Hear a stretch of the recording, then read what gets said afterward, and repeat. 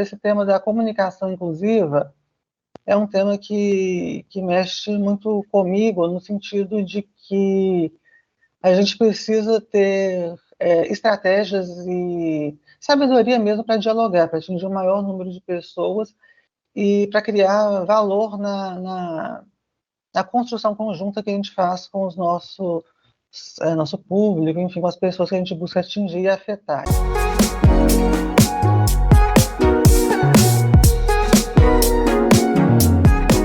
Comunicação inclusiva é um tema, para mim, muito importante e muito até delicado. Como eu disse, até para uma filosofia humanista que eu sigo de vida, eu penso muito que o diálogo é, de fato, a chave que a gente tem para acessar as pessoas. Isso vem lá desde quando eu era bem mais jovem, eu sou uma pessoa autista até hoje, né? Mas enfim, fui uma criança autista, e naquela época eu me lembro que havia era um pouco diferente do que é hoje. As terapias, a visão era muito mais estigmatizante sobre autismo. Havia, por exemplo, um prognóstico de que eu não, enfim, que a minha mãe podia construir uma extensão na casa dela e eu ficaria lá para sempre. E olha, né, me dá um gosto até de divertido falar isso, porque eu não sabia que era impossível, eu fui lá e fiz. Mas, naquela época, eu me lembro que havia uma filosofia mesmo nas terapias de querer normalizar as pessoas, de fazer com que as pessoas com deficiência, ou pessoas que fossem diferentes do padrão, do que a gente convencionou como normal, por algum motivo, a gente vai aprofundar mais nisso, elas tivessem, elas fossem moldadas para agir de uma maneira mais próxima à das pessoas típicas, as pessoas sem deficiência, as pessoas dentro desse padrão. Só que a gente sabe que na sociedade que a gente vive, uma sociedade capitalista, essas pessoas também têm muito. O que o mercado foi descobrindo é que essas pessoas têm muitas possibilidades de criação mesmo, e que uma deficiência não é como a gente pensa que é no senso comum, que é alguém que está muito aquém das outras pessoas em tudo. O que acontece é que a maioria das pessoas ela é mediana na maior parte das coisas, mas, assim, tem um nível de mediano dentro de uma média, né, nesse sentido. E as pessoas com deficiência, e no autismo especialmente, a neurodivergência, isso é muito visível, são pessoas que têm habilidades muito grandes para determinadas coisas, e em outros lugares estão aqui. Então, por exemplo, é uma pessoa que sabe sei lá, desenvolver códigos maravilhosos e não socializa tão bem, ou uma pessoa que dá palestras incríveis, que tem muita habilidade comunicativa, porque treinou, autistas treinam muito isso também. Até mais uma pessoa típica que não é, né, levada a cobrada esse tipo de socialização, de tentar entender muito o código do outro, mas não sabe amarrar um sapato, por exemplo. Então, assim, isso varia muito. Mas o que o mercado tem percebido é que as pessoas com deficiência, que é o principal público que eu vou me ater nessa palestra, mas, de novo, passando coisas, estratégias que valem para uma linguagem mais simples, direta, acessível para todo mundo, para atingir, né, vários tipos de pessoas, como desde idosos que viravam mais áudio, têm mais dificuldade de digitação, enfim, até pessoas com questões de memória, deficiência visual, vou falar sobre isso também. Mas as pessoas com deficiência, elas são um público muito fiel, porque o mundo é tão agressivo para a gente, principalmente para quem é neurodivergente, eu falo, né, com lugar de fala até nesse ponto, que quando a gente encontra algo que nos cativa, e isso vem muito menos do que uma coisa mirabolante, mas muito mais por comportamentos e atitudes, por a comunicação e pela linguagem do que está ali, a gente acaba se mostrando. A gente não quer sair disso. A gente fala tanto que no autismo tem a questão da rigidez, né, do autista, então isso é mais um fator que colabora para pessoas com essa neurodivergência, essa neurodiversidade, focarem mais num determinado tipo de produto, de serviço. Eu, por exemplo, quando tem as coisas que eu acompanho e às vezes é difícil sair disso, mas claro, a gente tem que sair também para aumentar nosso repertório, mas isso é outra história. E a primeira coisa que eu queria falar é que eu queria que No final, abri um espaço para perguntas, tudo bem, Camila, mas para o final eu queria fazer alguns apontamentos primeiro. Queria agradecer também que o Ramon de Assis está aqui. Ele é o diretor de conteúdo do Mundo Autista. Ele é um cara com um trabalho muito bacana nos recursos humanos em relação a não só diversidade e inclusão, mas em toda essa expertise. E ele tem muito talento. Eu falo que conheci o Ramon de um dos jeitos mais loucos que eu já imaginei que eu poderia conhecer alguém. Ele foi o profissional, o agente que eu precisava. Então, para vocês verem como que uma boa estratégia de comunicação para... Porque, assim, quando eu me tornei mais acadêmica, eu achei que eu estava afastando um pouco do público. Eu não queria isso. As pessoas sempre me entenderam muito bem e era isso que falava sobre mim. Quando eu defendi minha tese, eu me lembro que algumas pessoas falam, nossa, tem intelectuais que ficam... Minha dissertação, né? Tem intelectuais que ficam escrevendo livros antigos por muito tempo e isso que você escreve tem uma profundidade científica, é totalmente original. Eles falam que eu já tive uma originalidade de tese já na dissertação, mas ela pode ser lida por outras pessoas. É também uma ferramenta de divulgação científica. Então, tudo isso é muito relevante. Uma coisa que eu gostaria, então, de falar alguns pontos importantes da comunicação inclusiva, só para a gente amarrar na nossa cabeça esse conceito. A comunicação inclusiva, né, nas organizações, ela diz respeito ao processo de eliminar barreiras na comunicação entre as pessoas que fazem parte da empresa, em relação também ao público externo. E a gente sabe que a lei, né, inclui várias pessoas com deficiência, então isso inclui também uma linguagem hospitaleira, uma linguagem que seja capaz de incluir essas pessoas no dia a dia. Mas não é aquela coisa estereotipada, às vezes, que a gente vê, por exemplo, na Beleza Fatal, uma novela da HBO Max, que é muito interessante, do Rafael Montes, escritor que eu gosto muito. A Camila Pitanga faz a vilã e ela fala assim, bom dia, não é, isso é uma versão estereotipada, né, claro. Mas, assim, é de uma maneira que você atinja todas as pessoas por meio da sua comunicação, que você consiga ter estratégias para não deixar brechas, que algumas pessoas fiquem de fora disso, porque elas sentem que elas vão reivindicar esse lugar. É, uma comunicação inclusiva quando ela possibilita que todos possam compreender a mensagem que está passada. Então, assim, comunicação não é o que eu falo, mas o que o outro entende. Isso é um princípio básico da comunicação. E, para isso, para ter essa linguagem hospitaleira que eu falei, é necessário ter representatividade, não reproduzir estereótipos, dar voz à diversidade, buscar essa acessibilidade, que eu vou aprofundar mais no que seria essa acessibilidade, ou melhor, essas acessibilidades, que eu prefiro usar esse termo no plural, mas eu vou falar mais adiante, porque antes a gente precisa entender quem que é esse público das pessoas com deficiência. Segundo os dados do Ministério da Cidadania, até do IBGE, em parceria, né, com o IBGE, a gente sabe que as pessoas com deficiência no Brasil, atualmente, né, assim, dados de 2023, eles falam que tem cerca de 18 milhões de pessoas com deficiência no Brasil, que corresponde mais ou menos a 10% da população. Por outro lado, a gente já teve dados de que, assim, 45 milhões. Então, o que vai ser considerado deficiência também é algo importante nesse debate, porque a deficiência em níveis, em maneiras diferentes de se manifestar.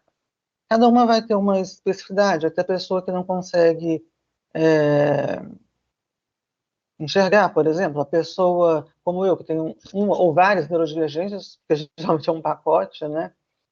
E nesse sentido, é importante que a gente entenda o conceito da Lei 13.146, do que é a pessoa com deficiência, que é aquela pessoa que tem um impedimento de longo prazo de natureza física, mental, intelectual ou sensorial, que interação com uma ou mais barreiras pode dificultar ou obstruir, impedir sua participação plena e efetiva na sociedade, isso em igualdade de condições com as demais pessoas. Então, a gente está falando aqui, a gente fala muito de inclusão, de acessibilidade, mas a gente está falando também de equidade.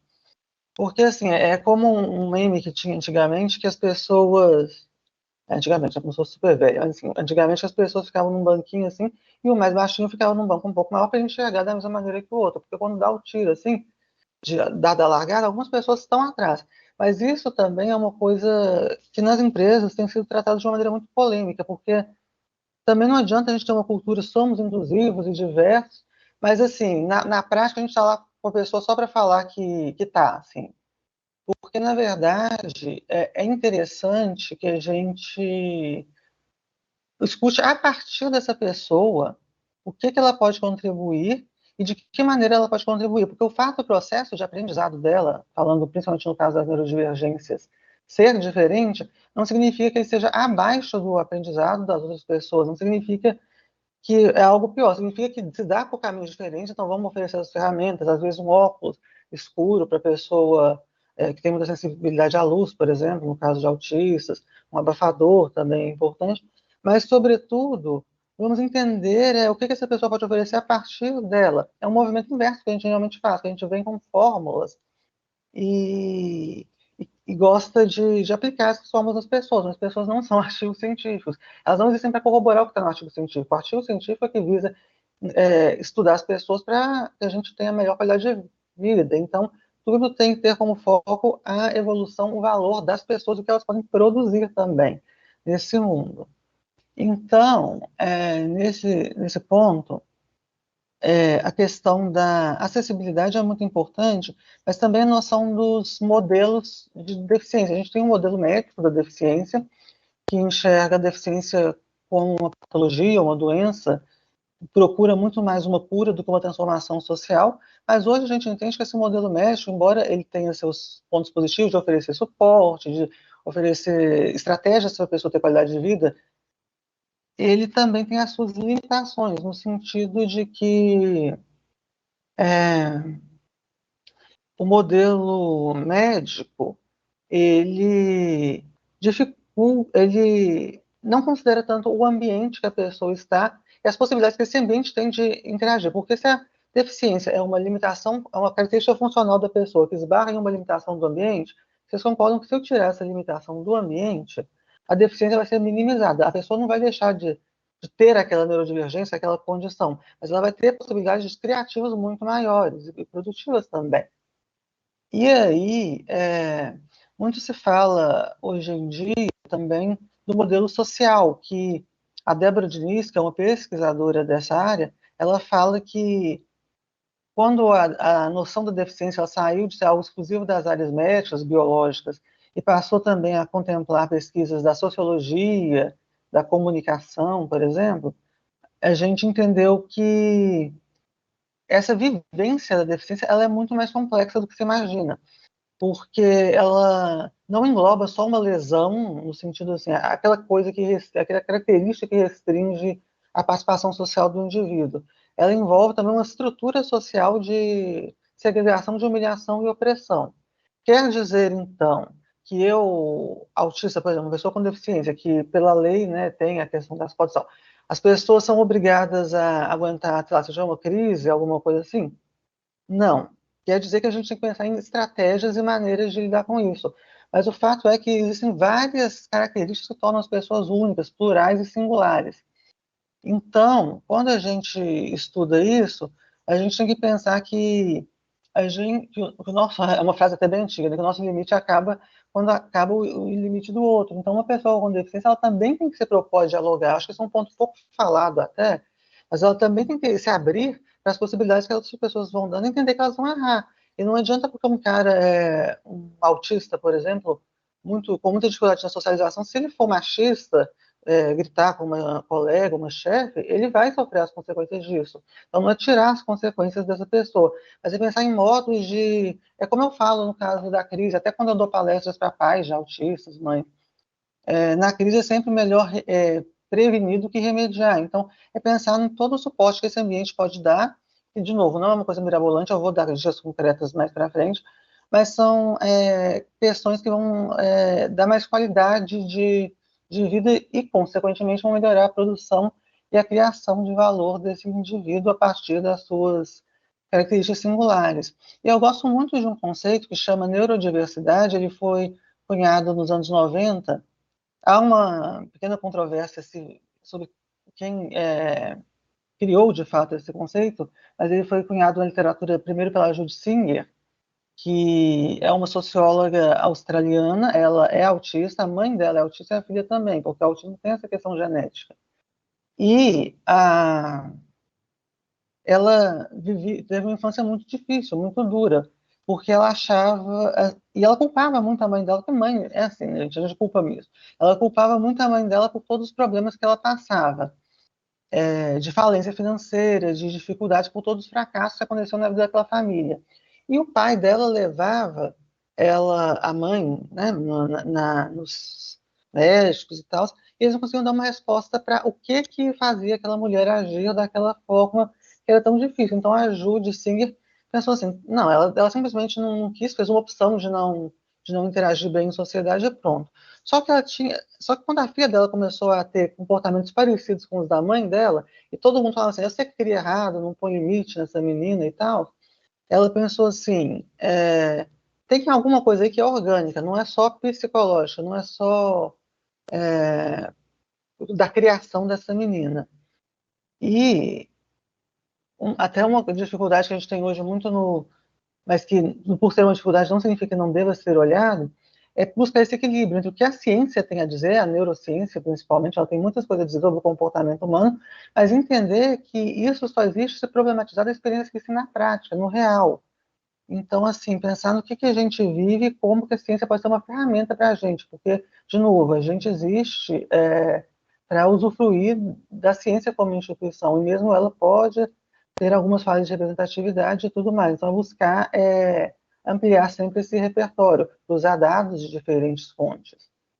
E, nesse sentido, a Judy Singer, então, ela criou o conceito da neurodiversidade, que vem desse modelo social da deficiência e basicamente vê o autismo como não como uma doença a ser curada, mas como uma, um grupo social. E aí não exclui a noção de deficiência, porque um grupo social que sofre discriminação igual, sei lá, mulheres, pessoas negras, pessoas queers, enfim, é um grupo social da mesma forma, mas, ao mesmo tempo, é um grupo com as suas características bem específicas e que a categoria de psiquiatra de deficiência não estava conseguindo ser um conceito bacana para essas pessoas.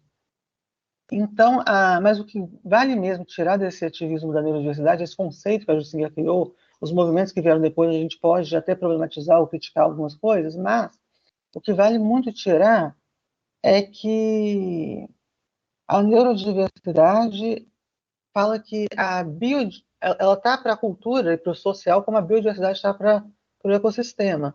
Então, o mundo precisa de todos os tipos de mente, né? Já dizia a Temple Grandin, que é uma autista bem famosa. Ela inventou ela criou, né, um novo manejo de gado, enfim, que aumentou muito o lucro das empresas, virou uma palestrante bem conceituada nesse sentido. E ela fala que o mundo precisa de todos os tipos de mentes. Mas, e por quê, né?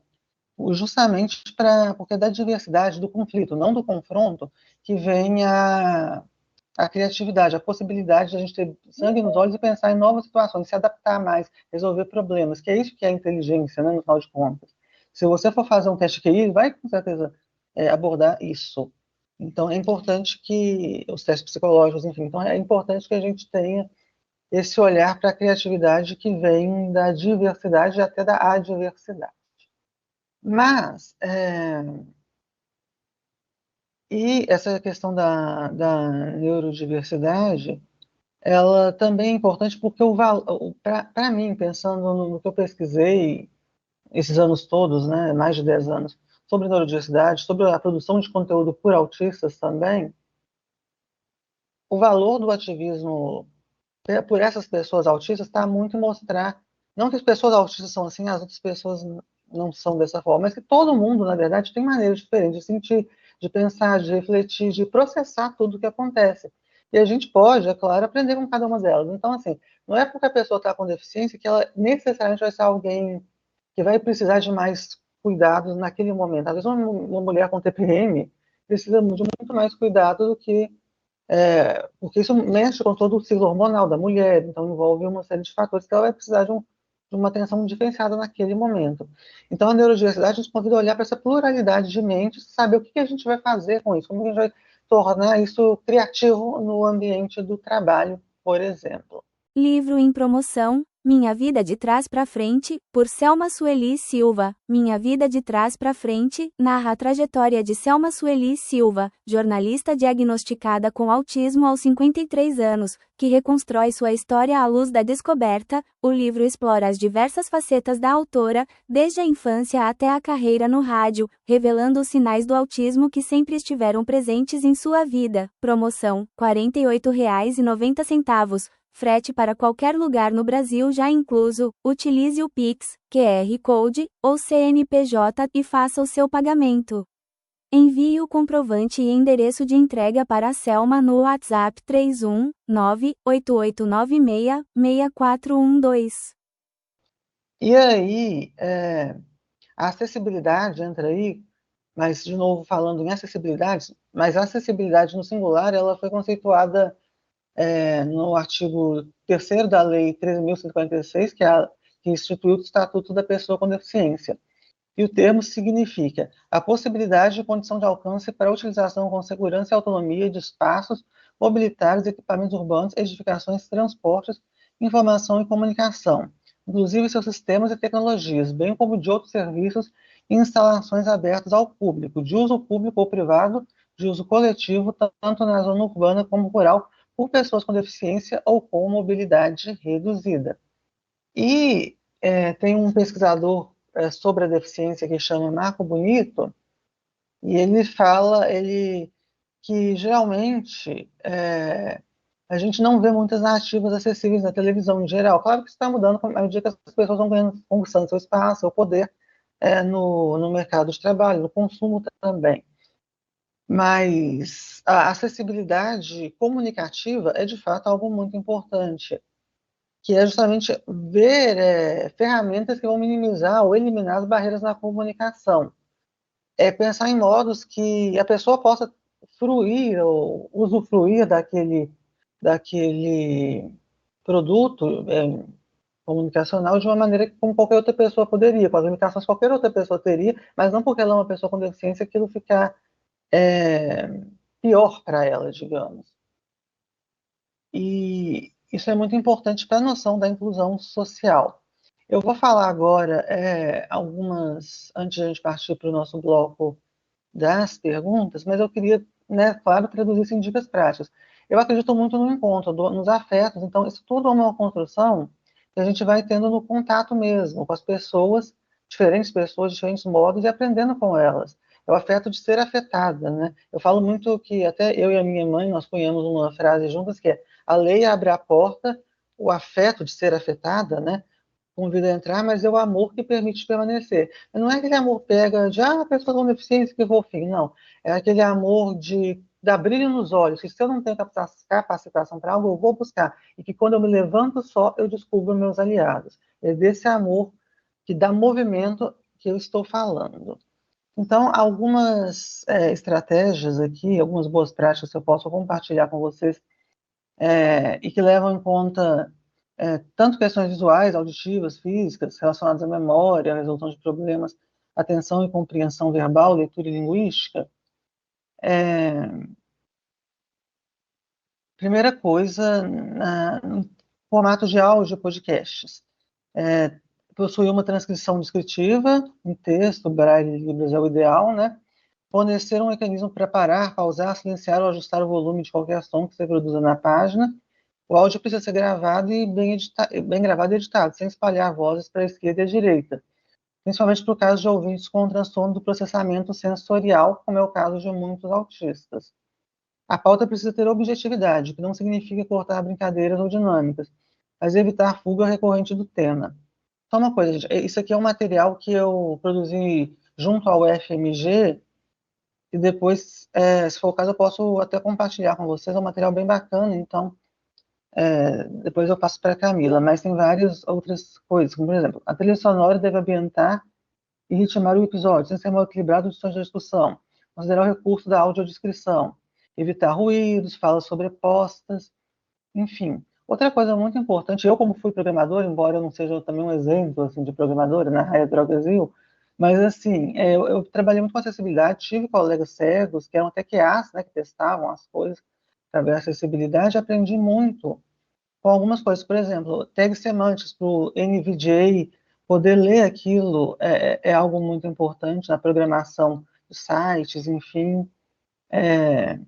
Períodos curtos, ser sucinto nas descrições, que pode ser dito com 3 palavras, não precisa usar 5, né, por exemplo.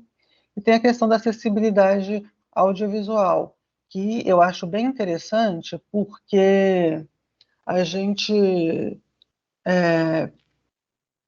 percebe muito que a audiodescrição ou maneiras de acessibilidade, elas podem, engraçado, né? As pessoas são diferentes, então uma pode entrar em conflito com a outra. Mas existe a audiodescrição fechada, que é só para aquela pessoa com deficiência ter aquele acesso ao conteúdo. Então tem esse material que eu vou passar para vocês, tem as maneiras de como produzir isso e muitas outras formas. Eu só dei aqui um pequeno spoiler, né? Mas assim, vocês podem consultar depois. É, a questão da mídia impressa, que ainda hoje, né, para muitas pessoas é uma maneira interessante não ter o QR Code que as pessoas cegas poderiam acessar, mas o que eu queria dizer é que muito disso vai também a questão do comportamento. Vale você muito mais observar o outro e, a partir de um norte, que é o que a literatura nos dá, procurar as nuances dessa pessoa, procurar entendê-la e ouvi-la. Eu sempre falo, e na minha graduação eu escrevi um livro chamado Neurodivergência, foi meu TCC, foi um livro de 100 páginas, 3 capítulos temáticos na época, e eu falei assim, eu não quero fazer um artigo normal, tem um fôlego para muito mais de pesquisa. Falei com o meu orientador à época, o Maurício Guilherme Silva Júnior, que a Camila sabe, é maravilhoso. E aí, eu falei com o É mesmo. Maurício, ele é. E eu falei com o Maurício e ele disse que. E eu usei, na verdade, com ele um argumento assim: se você tentar moldar um cérebro neurodivergente da maneira como se molda um cérebro típico, não vai ter o mesmo resultado que o cérebro neurodivergente teria se ele pudesse se desenvolver da possibilidade de um jeito como o cérebro neurodivergente é, respeitando as suas particularidades, as suas possibilidades. Então, ao invés de um TCC, eu lancei esse livro, Neurodivergentes, Autismo na Contemporaneidade. Inclusive, ele está... se você for olhar no Google Escola, nas citações, ele é um livro muito citado hoje sobre autismo, ele virou referência, inclusive pela abordagem de autismo no feminino, autismo em meios de comunicação, inteligência no autismo e neurodiversidade também. Então, eu penso que eu devo, de verdade, a minha carreira às pessoas que acreditaram, que não acreditaram em prognósticos fatalistas, que acreditaram no que eu poderia dizer, e acho que todas as pessoas com deficiência têm uma dignidade única e uma vida singular, e isso merece ser respeitado. Eu acredito, na verdade, que todas as pessoas têm, e eu acredito muito no diálogo mútuo, na compreensão e na busca por uma sociedade mais inclusiva e humanizada. É isso, gente. Agora aberto espaço para perguntas. Quem quiser se pronunciar, a Camila pode desejar da maneira que ela achar melhor. E muito obrigada.